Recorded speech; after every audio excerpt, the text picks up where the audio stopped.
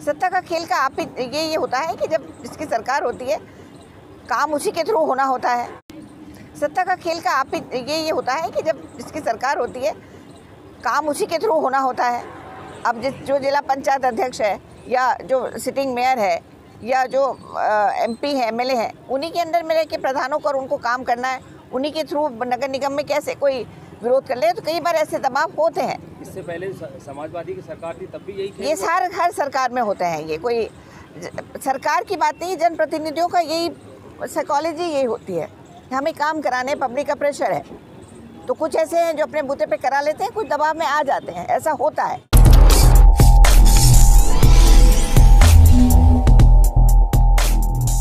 विधान परिषद चुनाव बरेली रामपुर का मतदान आरंभ होने के बाद आज हमारे संवाददाता ने मतदान स्थल नगर निगम एवं जिला पंचायत कार्यालय बरेली पर सपा और भाजपा के समर्थकों से बात की। दोनों ने अपनी अपनी जीत के दावे करते हुए कहा।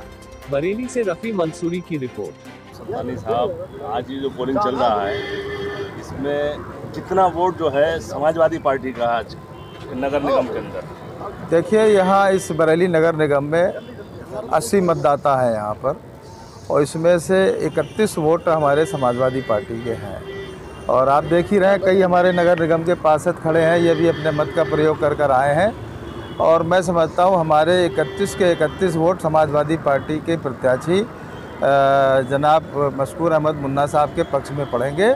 और अभी हमारे जो भी मतदाता हैं यहाँ पर, बड़ा उत्साह है उनमें, और सबसे ज़्यादा वोट हमारे अब तक पड़ चुके हैं।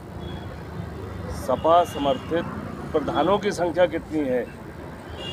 देखिए, टोटल मत तो बरेली रामपुर जो हमारा ये MLC का चुनाव हो रहा है 4808 वोट हैं। इसमें कितने प्रतिशत समाजवादी पार्टी के समर्थक हैं? देखिए, अभी जो हमारा पिछला ग्राम पंचायत का चुनाव हुआ था तो उत्तर प्रदेश की जनता ने बहुमत समाजवादी पार्टी को दिया था। सबसे अधिक हमारे जिला पंचायत के सदस्य, BDC सदस्य, ग्राम प्रधान चुनकर आए थे। तो हमें पूर्ण विश्वास है कि अधिकतर हमारे जो ग्राम प्रधान हैं, BDC सदस्य हैं, ये सब लोग समाजवादी पार्टी के प्रत्याशी मशकूर अहमद मुन्ना साहब के समर्थन में वोट देंगे। अधिकतर आपके प्रधान BDC जो जीत कर आए थे जी, लेकिन प्रमुखी में उन्होंने वोट तो भाजपा को दिया था। नहीं, ऐसा नहीं है। देखिए, चूँकि जब सरकार होती तो सरकार जो है अपने सरकारी मशीनरी का भी उपयोग करती है, बल्कि राजनीति का एक फंडा है साम दाम दंडभेद।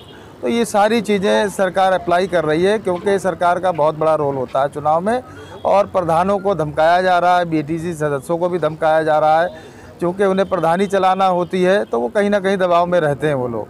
लेकिन मैं नहीं समझता, जब वोट डालने जाएंगे जो मतदाता हैं हमारे इस चुनाव के, तो वो वोट डालते समय किसी के दबाव में नहीं होंगे, क्योंकि वहाँ कोई होता नहीं है। वो समाजवादी पार्टी के पक्ष में ही मतदान करेंगे, ऐसा मेरा विश्वास है। कितने प्रतिशत आपकी जीत की संभावनाएं हैं इसमें? देखिए, मैं तो भाई 100% मानता हूँ हमारा प्रत्याशी 100% जीत रहा है।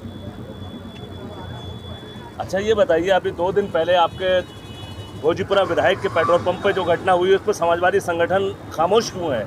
नहीं, खामोश नहीं है। हम सारे लोग पार्टी का, हमारे पूर्व विधायक, पूर्व मंत्री और हम जिलाध्यक्ष, महानगर अध्यक्ष, हमारे संगठन के सारे महत्वपूर्ण जो पदाधिकारी हैं, निगम के हमारे पार्षद, हम सभी लोग उनके घर गए थे। सूचना हम लोगों को सुबह जब वो वहाँ पर डिमोलिश की कार्रवाई चल रही थी तो हमें देर से मिली, लेकिन हम लोग शहजील इस्लाम साहब हमारे सम्मानित विधायक हैं, पूरी पार्टी के नेता कार्यकर्ता सब उनके साथ हैं। आप संवेदना व्यक्त करने गए थे, लेकिन संगठन जो है सड़कों पर क्यों नहीं आया शहजील इस्लाम के लिए? नहीं, देखिए, अभी हम पूरे प्रकरण की जानकारी कर रहे हैं, क्योंकि ये सारा प्रकरण राष्ट्रीय अध्यक्ष जी के नॉलेज में है। प्रदेश अध्यक्ष जी स्वयं गए, इतनी इसकी गंभीरता आप इसी से लगा सकते हैं। माननीय प्रदेश अध्यक्ष जी श्री नरेश उत्तम पटेल जी भी गए, हम लोग भी साथ में थे। तो जब तक पूरे प्रकरण की जानकारी नहीं थी, हम लोगों ने पूरी जानकारी करी है। और इस मामले को लेकर प्रदेश अध्यक्ष जी ने भी कह दिया है, लखनऊ में प्रेस होगी और जल्दी जैसे ही सदन चालू होगा तो सदन में भी इस प्रकरण को उठाया जाएगा। क्या ये मान दिया जाए बरेली में समाजवादी पार्टी के लोग भाजपा से भयभीत हो गए हैं? नहीं, बिल्कुल नहीं। देखिए, समाजवादी पार्टी के लोग कभी भयभीत नहीं हुए हैं। समाजवादी पार्टी के लोग हमेशा संघर्ष करते हैं और संघर्ष करते रहेंगे। हम लोग भयभीत होने कोई मतलब ही नहीं। शुक्रिया जी। आज MLC के चुनाव में समाजवादी पार्टी और भारतीय जनता पार्टी के बीच जो मुकाबला है इसमें कितने प्रतिशत समाजवादी पार्टी और कितने प्रतिशत भाजपा के लोग जो है वोट कर रहे हैं? हम लोग तो ये मान रहे हैं कि हम जीत रहे हैं, बस इतना कह सकती हूँ मैं। लेकिन जैसा विधानसभा में भी हुआ था, हमारा तो अब हर जगह डायरेक्ट मुकाबला सपा और भाजपा का ही रह गया है। और ऐसे में सत्तारूढ़ पार्टी है, इसमें जनप्रतिनिधि वोट देते हैं। आप लोग तो सब जानते हैं क्या होता है और क्या होना है, सबको रिजल्ट पता है। लेकिन मेहनत हम पूरी कर रहे हैं और हमें उम्मीद है कि हमारे जितने वोट हैं वो हम अपने वोट पड़वा लेंगे। उसमें कोई ये भ्रष्टाचार ना करें, टोकना उन्हें चाहिए, ना कि हमें। हम तो उम्मीद कर रहे हैं, हम तो मेहनत कर रहे हैं। लेकिन जो ये खेल ये लोग खेलेंगे, जो खरीद फरोख्त चलेगी, जैसे आप जानते हैं होता ही है, सत्ता का खेल होता है ये जो चुनाव होते हैं।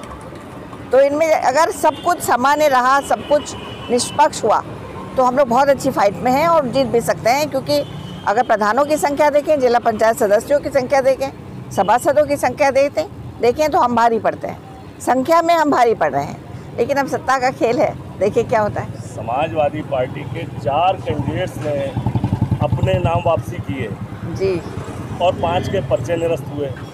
तो ये सत्ता का दबाव है या सपा और भाजपा की सहमति है? सपा भाजपा की सहमति मैं तो नहीं मान सकती, कभी भी नहीं हो सकती है। लेकिन हाँ, ये तो आप भी जानते हैं, मैं भी, खेल होता ही है।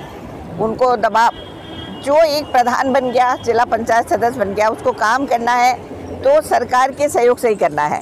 तो ऐसे में दबाव ऑटोमेटिक का, कहीं काम कराने का, पब्लिक का, एक जनप्रतिनिधि के ऊपर जो दबाव होता है वही दबाव होता है। नहीं, मेरा सवाल आप समझ नहीं पा रहे हैं। जी, यादव बाहुल क्षेत्रों में एटा, इटावा, मैनपुरी में 4 प्रत्याशियों ने नाम वापसी की है भाजपा प्रत्याशियों के समर्थन में और 5 के पर्चे खारिज हुए। क्या सपा और भाजपा की नूरा कुश्ती हो रही है? अब मैं इस बारे में कुछ नहीं कहना चाहती हूँ। आप मुझसे बात करें बरेली की, और बरेली कैंट की मैं प्रभारी बनाई गई हूँ। तो जहाँ हमारे मैं कैंट से मानती हूँ कि जितने हमारे वोटर हैं वो सब हमारे पक्ष में ही रहने वाले। सुप्रिया जी, सत्ता का खेल का क्या मतलब है? सत्ता का खेल का आप ये होता है कि जब जिसकी सरकार होती है, काम उसी के थ्रू होना होता है। अब जो जिला पंचायत अध्यक्ष है, या जो सिटिंग मेयर है, या जो MP है, MLA है, उन्हीं के अंडर में रह के प्रधानों को और उनको काम करना है। उन्हीं के थ्रू नगर निगम में कैसे कोई विरोध कर ले, तो कई बार ऐसे दबाव होते हैं। इससे पहले समाजवादी की सरकार थी, तब भी यही खेल? ये हर सरकार में होते हैं। ये कोई सरकार की बात नहीं, जनप्रतिनिधियों का यही साइकोलॉजी यही होती है। हमें काम कराने, पब्लिक का प्रेशर है। तो कुछ ऐसे हैं जो अपने बूते पे करा लेते हैं, कुछ दबाव में आ जाते हैं, ऐसा होता है। मैं नहीं कह रही हूँ कि होगा, हो सकता है अगर सब, मैं कह रही हूँ निष्पक्ष होगा, अगर सब कुछ सही रहा तो हम लोग बहुत अच्छी लड़ाई में हैं और जीतेंगे। बाकी तो समय बताएगा। सर, आज जो ये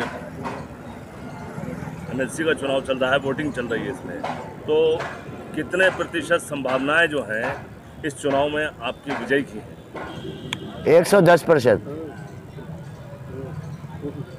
क्योंकि इस समय जो भारतीय जनता पार्टी की लोकप्रियता है, हमारे अधिकांश निगमों में, नगर पालिकाओं में चेयरमैन, जिला परिषद के चेयरमैन, जिला परिषद के मेंबर, ग्राम प्रधान, BDC मेंबर अधिकांश संख्या में भारतीय जनता पार्टी से ही जुड़े हुए हैं, भारतीय जनता पार्टी के ही सदस्य हैं। इसलिए कहीं से किसी प्रकार की कोई शंका चुनाव में जीतने में नहीं है।